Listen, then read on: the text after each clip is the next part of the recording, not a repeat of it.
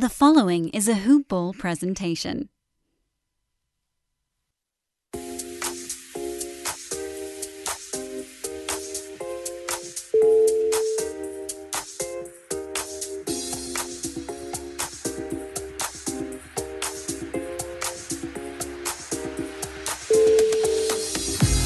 Good evening, Hoop Ballers. Flying solo tonight on Box Score Breakdown. I'm Hank Aaron. It's December 12th. Let's get to our four-game slate tonight. First game of the night, we had the Hawks visiting Miami Heat. It was an overtime game, but Miami blew out the Hawks in overtime, winning by 14. Over on the Hawks side, we had Jabari Parker going 30 minutes, 6 of 12 from the field, 1 3-pointer, 3 of 5 from the free throw line, 16 points, 7 rebounds, 2 assists, 1 steal, 1 block, no turnovers. DeAndre Hunter having a nice scoring game tonight, 11 of 17 from the field with 5 threes. Poor from the free throw line at 1 for 4, but 4 rebounds, 3 assists, 1 block, no turnovers, 28 points total to round out his line. Trae Young, 7 of 19 from the field, 3 of 11 from the three-point line, 4 of 5 from the free throw line. 4 rebounds, 9 assists, 4 turnovers, 21 points for him. Kevin Huerter, 26 minutes, 3 of 8 from the field, 3 of 8 from the three-point line, 7 assists, 9 points. So if you need 3-pointers, you need assists, Huerter could be someone to add. Off the bench, we had Cam Reddish, 23 minutes, 6 of 13 for 14 points. Alex Len, 22 minutes, 9 points, 2 steals, 1 block, 3 rebounds. Vince Carter, 26 minutes for him, 4 of 10, 4 3-pointers, 4 assists, 2 turnovers, 12 points. Alan Crabb, 7 points, 2 of 3 from the field, 1 3-pointer, 1 rebounds, 2 assists, 1 steal, 1 block. So with the Hawks right now, we've got John Collins nearing the end of his suspension. He'll be back in about 2 weeks. So there's a lot of extra usage to go around. Obviously, Jabari Parker picking up a lot of that usage and being pretty productive, and he'll have another 2 weeks of production in him. Starting at center tonight was Damian Jones, but only 13 minutes for him. 1 of 2 from the free throw line, 0 of 1 from the field, 1 point, 2 rebounds, 1 block. Obviously not much fantasy value there. Trae Young taking as much as he can get. Not the most efficient night tonight. DeAndre Hunter more productive with 28 points, but has not been a standard league value this season and probably will not get there once Collins comes back.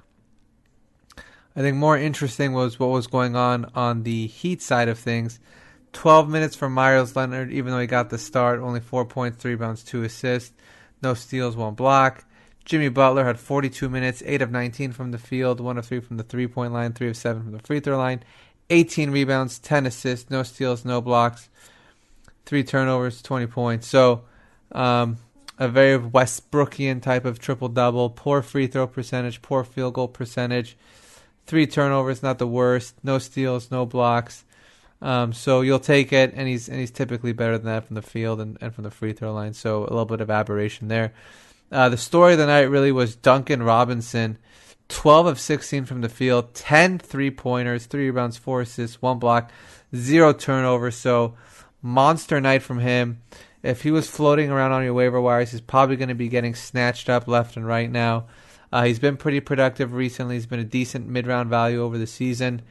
He's somebody that's worth picking up, and unless his playing time gets cut, looks like he's someone that can provide at least or probably around top 100 value for the rest of the season. Bam, 13 of 18 for him, 4 of 5 from the free throw line for him, 11 rebounds, 11 assists, 2 steals, no blocks, 4 turnovers, 30 points. So big night for him. Kendrick Nunn, 42 minutes for him, 14 of 26 from the field, 3 3-pointers, 5 of 5 from the free throw line, 36 points, 6 rebounds, 4 assists, 1 steal. So monster nights for 3 of the 5 starters for Miami. Jimmy Butler with a pretty good night. I mean, he had a triple double, so don't want to snooze on that. But the other 3 players really big lines. Off the bench, we had Derrick Jones Jr., 35 minutes, 4 of 9 from the field, 7 rebounds, 2 assists, 9 points. Kelly Olynyk, 0 of 5 from the field, 0 of 3 from the three-point line, 2 of 2 from the free throw line, 2 points, 4 assists, 4 rebounds, 1 assist. So Olynyk is trying to get on the fringes of fantasy value, but with nights like these, he's tough to own. Tyler Hero, 0 of 6 from the field, 0 points, 1 assist, 1 steal, 2 turnovers. So with everyone healthy, it's going to be tough for Hero to maintain standard league value. But Nunn, he's been up and down so far this year, but he's rounded out to about a top 110 player. So if you need someone at the end of your bench, somebody that can give you some threes, give you some scoring, you could do worse than him. So definitely keep him in mind if you want to add a 3-pointer and a scorer to the end of your bench. All right, next game tonight, we had the Wizards visiting the Charlotte Hornets. Rui Hachimura, 7 of 16 from the field, 18 points, 12 rebounds, 2 assists, 1 steal, no turnovers, no blocks. Maurice Wagner, 9 points, 6 rebounds, 3 assists, 1 block, no steals, no turnovers, 3 of 3 from the free throw line. Ish Smith getting the start again with Isaiah Thomas continuing to be out. 6 of 13 from the field, 13 points, 5 assists, no steals, 1 block. Bradley Beal, 6 of 19, 16 points, 9 assists, 4 rebounds, 0 of 7 from the three-point line, 4 of 5 from the free throw line. Obviously, he's a stud, so don't worry about that kind of a line. Isaac Bonga, 14 minutes, 0 of 3 from the field, 0 points, but 1 rebound, 1 assist, 1 steal, 1 block, 1 turnover. So, obviously not someone to add in fantasy. The most interesting player for the night tonight for the Wizards was Davis Bertans, continuing his role, 30 minutes, 11 of 18 from the field, 8 3-pointers, 9 rebounds, 1 assist, no steals, 1 block, 32 points. There are some rumblings that he may be traded. Bertans owners are certainly hoping that's not the case because he has been a revelation this year. I drafted him in one league and I dropped him. So every time he does it, it burns me a little bit. But if you owned him, if you hung up to him, or if you added him from the wire, he's somebody that's really returning a lot of value right now. I think he's top 30 on the season on a cumulative basis. So definitely, keep rolling with him and keep enjoying his production because it doesn't look like a sell high thing unless he gets traded. Troy Brown Jr., someone who you consider adding, had 28 minutes tonight, but 0-4 from the field, 0-1 from the three-point line, 8 rebounds, 4 assists, 3 steals, no blocks, 4 points. So tough night for him scoring-wise. He had a big game his last time out, so he's going to be up and down with the scoring. Second-year player, young guy. It's going to alternate good nights and bad, probably more bad than good in the scoring department, but if he provides you the assists, the rebounds, the steals, he could teeter to low-end value. Over on the Hornets side, we had P.J. Washington, 15 points in 40 minutes, 3 threes, 4 rebounds, 3 assists, 1 block. Miles Bridges, 6 of 14 from the field, 3 threes, 16 points, 3 assists, 2 rebounds, 2 blocks. Bismack Biyombo, 24 minutes, 13 points, 15 rebounds. Terry Rozier, 5 of 14 from the field, 1 of 7 from the three-point line, 6 of 7 from the free throw line, 17 points, 7 assists, 8 rebounds, 1 steal. So he's been pretty productive. The percentages are holding him back a little bit, but on the season he's been a mid-round value, and he's been producing more than that as of late. Devonte Graham, one of the best fantasy stories of the year, 36 minutes for him, 29 points, 6 assists, 2 steals, 1 block, 1 turnover, 1 rebound. If you got him off the waiver wire, you're just going to continue to enjoy his production because he has been a top 65 player this year and doesn't really show signs of slowing down. Off the bench, you got Zeller with 22 minutes, Kid Gilchrist with 15, Batum with 13, Monk with 15. None of these guys are too productive. Zeller did get 14 points and 10 rebounds, but on the season, he hasn't been the greatest, and he's outside of, standard 12-team value. So unless there's an injury, probably none of those guys getting on the standard league radar. The nationally televised game tonight, we had Nuggets visiting the 76ers. Paul Millsap, 29 minutes, 4 of 8 from the field, 10 points, 6 rebounds, no assists, 3 steals, 1 block. Jokic, 7 of 13 from the field, 1 3-pointer, 7 rebounds, 11 assists, 15 points, no steals, 1 block. Jamal Murray with only 5 minutes. He got injured early on. We'll see how serious it is, but obviously not much really in terms of his stat line. 1 rebound, but obviously that doesn't really matter. He got hurt. He got out. Will Barton picked up the slack in his place. 40 minutes, 10 of 19 from the field, 2 of 7 from the three-point line, 4 of 5 from the free throw line, 7 rebounds, 7 assists, 2 steals, 2 blocks, 2 turnovers. So Barton really has been the best fantasy. I wouldn't say it's a massive surprise, but with the logjam on this team, it wasn't clear that he'd be on the standard league. You know, how well he'd be producing in terms of standard league value, but he's been a top 60 play so far this year. His value probably goes up some if Murray comes back. And frankly, it's probably not going to dip too far below top 75, 80 anyways on the season. So he's a good play. He's a mid-round play, and he's also not any kind of a sell high. Gary Harris got a little bit more action tonight with Murray out. 5 of 12 from the field, 1 3-pointer, 3 of 3 from the free throw line, 5 assists, 2 rebounds, 2 steals, no block, and a turnover. So Harris has been disappointing. We've certainly seen him achieve better numbers in the past, but this year he's been really at the fringe, right around top 150. I have recommended him in the past as a flyer ad at the end of your bench if you got nothing there. I still wouldn't mind doing it. He's had a bad injury history, and he's someone that can really burn you with those injuries. So, however, this year, if he does get hurt, you'll easily drop him. So, there isn't really that temptation to hold on to him through his nagging injuries. So, I think he's worth an ad at the end of a roster if you've got dead weight. Off the bench, we had Monte Morris picking up the most minutes in the absence of Murray, 31 minutes, 3 of 9 from the field, 3 rebounds, 2 assists, 1 steal, 2 blocks, 7 points. If Murray is out for any kind of extended period, I think it's totally fine to take a roll of the dice on Monte Morris if you want some short-term production out of the point guard position.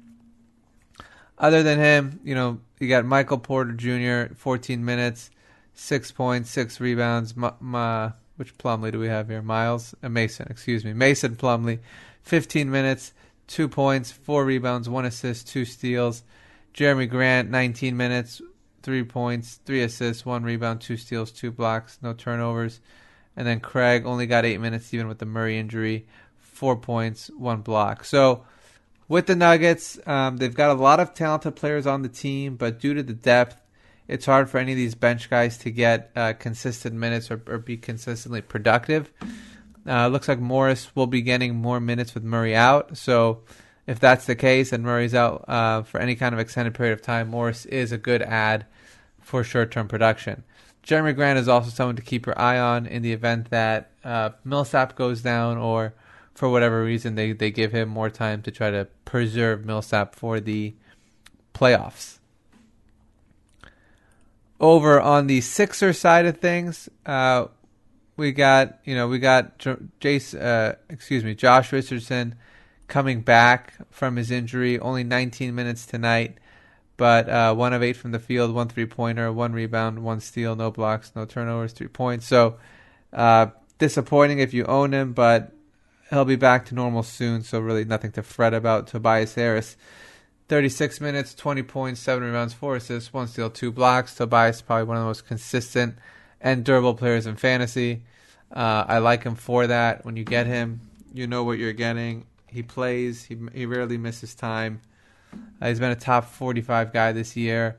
He's likely to stay in the top 50 range throughout the season.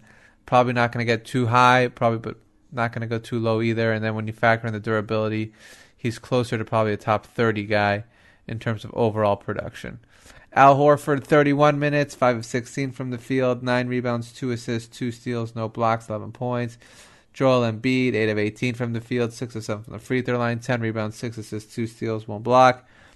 Ben Simmons, 3 of 6 from the field, did take a 3 but missed it, 1 of 4 from the free throw line, 9 rebounds, 7 assists, 7 points. So we know what's going on with the Sixers starting lineup: Tobias, Horford, Embiid, Simmons, Richardson, all of them starting, must own, must start kind of guys. Plus, we kind of know where all their production is too. So not too much variability with those guys as long as they're healthy and playing. Obviously, Horford, Embiid, and Richardson to a lesser degree, they're all rest guys, they're injury guys, so that's something to watch out for. But if they're playing, we know what the kind of things they can do. Matisse Thybulle, he came off the bench, 26 minutes tonight, 13 points, 5 rebounds, 1 assist, 1 steal, 3 threes. he's up and down, but he's also somebody that if you're at the end of your bench, you want a defensive specialist and a three-point specialist. He can produce defensive numbers in very short amount of time. Definitely someone worth owning, but what happens is that he'll have a few games with big minutes, and then he'll have games with very few minutes. And if the team is fully healthy, his minutes tend to take a big drop. So I like him. I think next season he'll probably be a much better fantasy player. This season he'll probably be too inconsistent. If you're in a dynasty league, he's certainly someone to target. Other guys, Scott, Ennis, Neto, Korkmaz, none of these guys are really going to do much for your fantasy team unless there's a slew of injuries. Finally, we had the Knicks visiting the Portland Trail Blazers. We still don't have Mitchell Robinson starting, but he did get 27 minutes off the bench, 14 points, 5 rebounds, and a block. Somehow I think he's probably the most fantasy relevant player, even more so than the starters. Taj Gibson, 16 minutes, no points, on 0 of 2 from the field. Shot a three-pointer, 4 rebounds, 2 assists, 1 steal. Julius Randle, 15 points, 7 rebounds, 3 assists, 1 steal. Marcus Morris, 4 of 11 from the field, 10 points, 3 rebounds. RJ Barrett, 19 minutes, 1 of 9 from the field, 5 points, 4 rebounds. And Frankie Smokes, 2 points, 1 assist, 1 steal. So this game was a blowout. The starters all had, as a result, not that many minutes played. So production was lower than normal. Obviously, the Knicks are in a complete rebuild, and that could be good news for Frankie, could be good news for Mitchell Robinson, could potentially be good news for Bobby Portis, depending on what they do. But they've got to figure things out. Alfred Payton off the bench, 13 minutes, 2 points, 2 rebounds, 4 assists, 1 steal. Dotson, 23 minutes, 3 of 8 from the field, 8 points, 2 3-pointers. So the Knicks are going to be hard to find value on.